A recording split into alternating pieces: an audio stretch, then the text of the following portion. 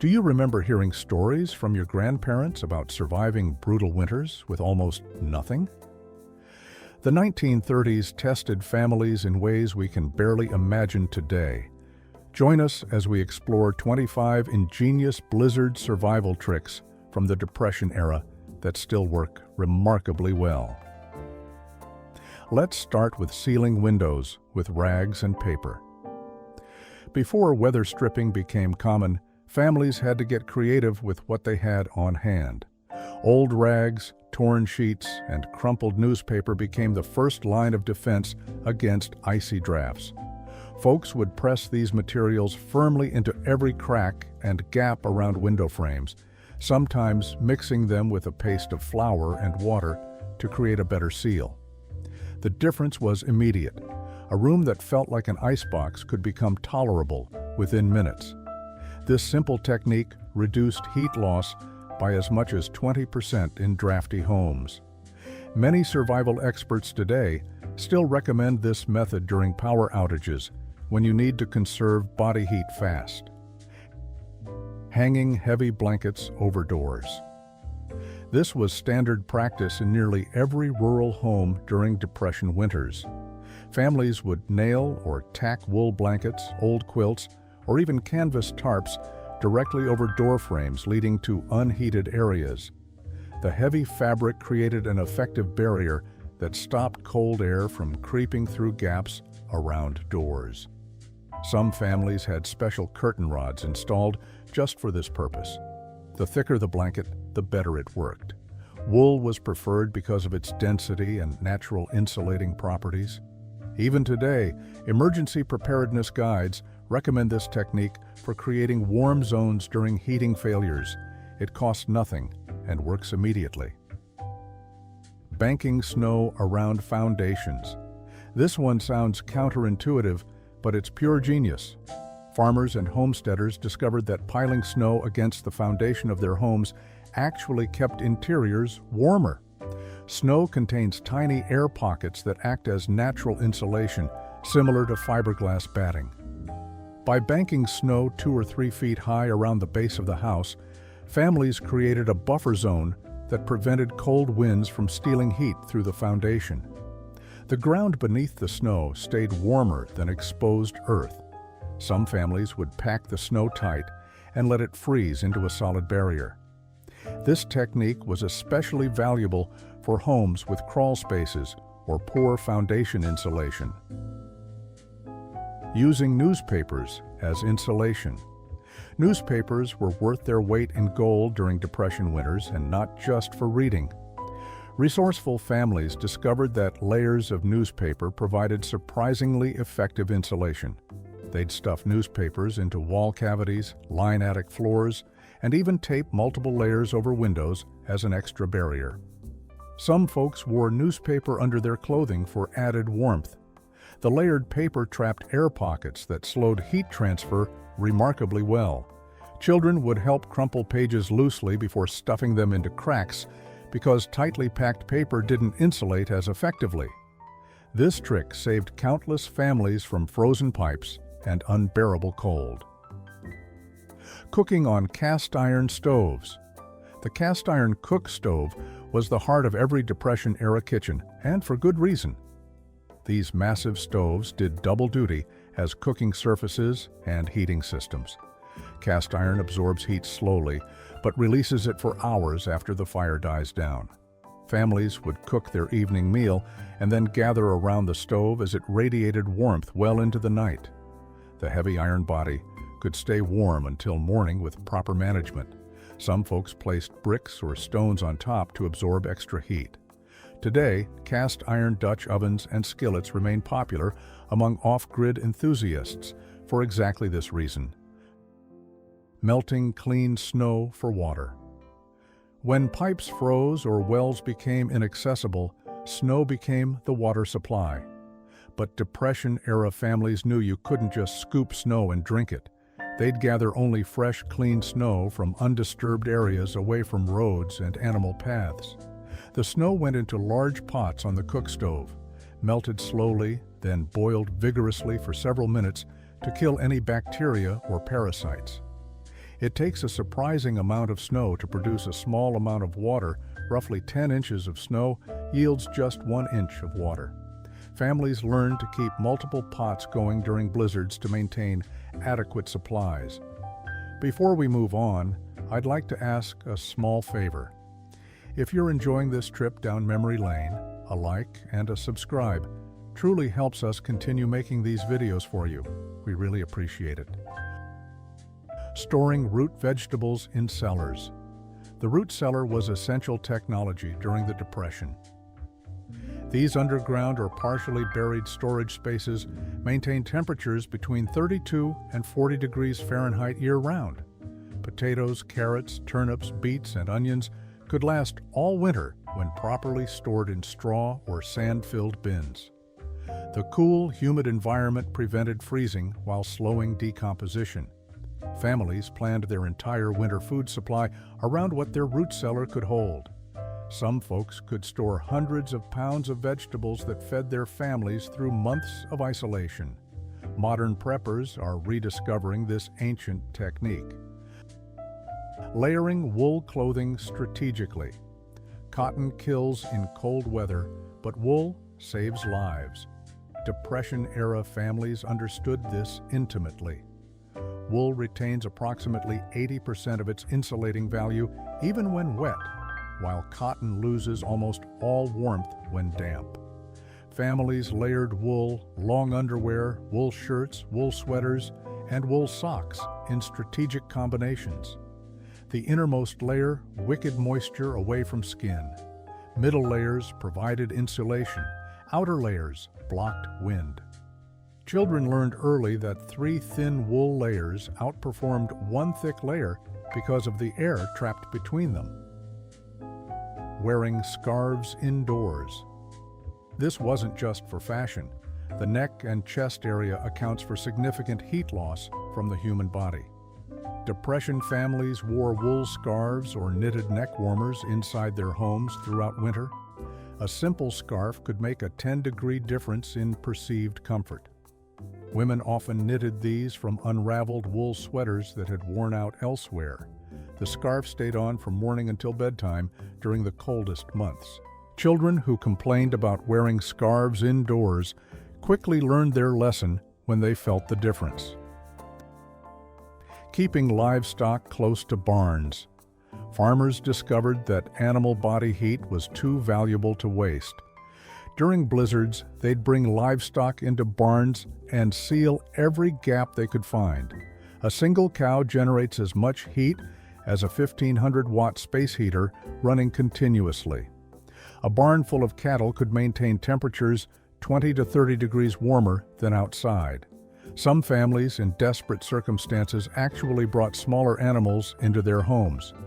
Chickens in the kitchen might sound extreme, but it happened more often than you'd think during the worst blizzards. Closing off, unused rooms. Heating an entire house was impossible for most Depression families. Instead, they'd identify the smallest practical living space and concentrate all their heating efforts there.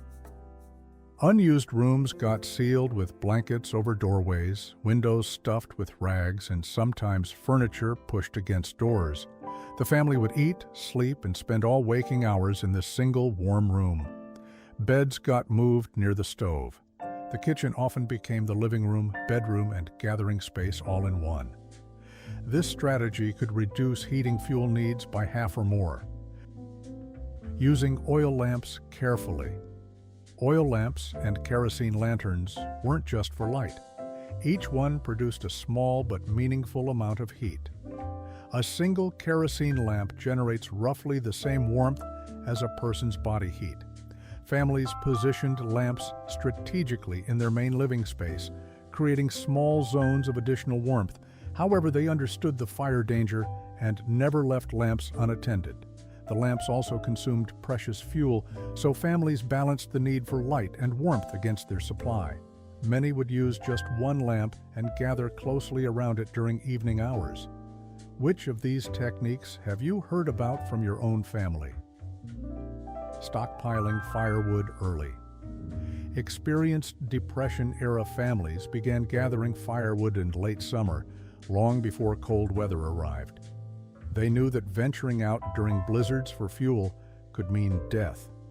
A typical family needed between 4 and 8 cords of wood to survive winter, depending on their climate and home size. That's a massive amount, roughly a stack 4 feet high, 4 feet wide, and between 32 and 64 feet long. The wood needed proper seasoning to burn efficiently, so cutting it months early was essential. Families who failed to stockpile adequately often faced tragic consequences. Marking paths with stakes or rope lines. Whiteout conditions during blizzards could disorient people within feet of their own homes. Depression families lost members who wandered off course between the house and barn, becoming lost in the swirling snow. The solution was simple but life-saving. Families strung rope lines between all essential buildings, barn to house, to outhouse to woodshed. They drove tall stakes along paths to remain visible above snow accumulation. Anyone venturing outside during a blizzard could follow these guides by touch, even when visibility dropped to 0. Clearing roofs of heavy snow. Snow might look light and fluffy, but it accumulates into crushing weight. A single cubic foot of packed snow can weigh 20 pounds or more. On a modest roof, that adds up to tons of pressure. Depression families knew that roof collapse meant almost certain death in a blizzard. Men and older boys would climb onto roofs with wooden shovels and push snow off before it accumulated dangerously. They'd watch for warning signs like creaking timbers, doors that stuck, or cracks appearing in plaster ceilings. Taking this risk during the storm was safer than waiting for collapse. Sharing housing with neighbors. Community survival was essential during Depression blizzards. Families would consolidate into single homes, combining their fuel supplies and body heat. A house designed for 4 people might temporarily shelter 12 or more during the worst storms. Everyone contributed whatever they had, whether firewood, food, blankets, or labor. This practice reduced total fuel consumption dramatically while ensuring no one faced the storm alone. The social bonds formed during these shared hardships lasted lifetimes. Many elderly folks today still remember sleeping on neighbors' floors during childhood blizzards. Preserving meat with salt curing. Fresh meat spoiled quickly, and hunting during blizzards was impossible. Salt curing allowed families to preserve pork, beef, and wild game for months without refrigeration. The process involved rubbing meat thoroughly with salt, sometimes mixed with sugar and spices, then storing it in barrels or hanging it in cool, dry spaces. Properly cured ham could last an entire winter. The salt drew moisture out of the meat, creating an environment where bacteria couldn't survive. This ancient technique required significant salt supplies, which families stockpiled as carefully as food itself. Keeping emergency quilts accessible. Every Depression household kept heavy quilts within arm's reach of sleeping areas. When temperatures plummeted suddenly at night, these quilts could mean the difference between uncomfortable cold and dangerous hypothermia. Families layered multiple quilts over beds, sometimes 5 or 6 deep. Children often slept together under shared quilts for combined body heat. Quilts were positioned where they could be grabbed quickly without getting out of bed. Some families kept heated bricks under the covers to warm the bed before climbing in. Insulating pipes with cloth wrapping. Frozen pipes meant no water and potential flooding when temperatures rose. Depression families wrapped exposed pipes with strips of cloth, old rags, burlap, or whatever fabric they could spare. Multiple layers worked best, creating air pockets similar to clothing insulation. They paid special attention to pipes near exterior walls or in unheated spaces. Some folks added a layer of tar paper or oilcloth over the fabric wrapping for moisture protection. When extreme cold threatened, they'd let faucets drip slowly, knowing moving water resists freezing. Maintaining a coal or ash bucket indoors. Heating with wood or coal produced significant ash, that needed regular removal. Opening doors to dispose of ash meant losing precious heat. Resourceful families kept covered metal buckets inside specifically for ash storage. They'd empty the stove into these buckets, then wait until conditions improved to carry ash outside. The warm ash actually contributed minor heat to the room while cooling. Some families spread cooled ash on icy paths for traction. Others mixed it into their gardens come spring as a soil amendment. Share your favorite Depression-era survival story in the comments below. Keeping a storm pantry of shelf-stable goods. Every prepared family maintained emergency food supplies specifically for blizzard conditions. This storm pantry contained items requiring no refrigeration and minimal cooking. Dried beans, canned vegetables, crackers, peanut butter, honey, and preserved fruits were staples. Families calculated supplies to last at least 2 weeks of total isolation. The pantry was positioned in the warmest part of the house to prevent freezing. Rotating stock throughout the year ensured nothing expired. This practice of maintaining emergency food supplies remains standard preparedness advice today. Ventilating carefully when burning fuel. Carbon monoxide killed Depression families who sealed their homes too tightly while burning fuel indoors. Experienced folks understood that fires need fresh air and produce deadly gases. They maintained small, controlled air gaps even in the coldest weather. Opening a window crack on the windward side allowed fresh air in while limiting heat loss. Families watched for warning signs like headaches, dizziness, or drowsiness. They never burned fuel in completely sealed spaces and always ensured chimneys drew properly before relying on stoves. Using hot bricks wrapped in cloth. This simple technique made cold beds bearable. Families would heat bricks, stones, or iron pans on the cook stove throughout the evening. Just before bedtime, they'd wrap the heated objects in cloth towels or flannel and tuck them under the covers at the foot of the bed. The thermal mass retained heat for hours, keeping feet warm through the coldest nights. Some families had special soapstone bed warmers designed for exactly this purpose. Children often fought over who got the warmest brick. Feeding work animals, extra calories. Horses, mules, and oxen were essential for survival, providing transportation and labor. During extreme cold, these animals burned significantly more calories just maintaining body temperature. Experienced farmers increased grain rations by 25 to 50% during blizzards. They ensured animals had access to unfrozen water, sometimes breaking ice multiple times daily.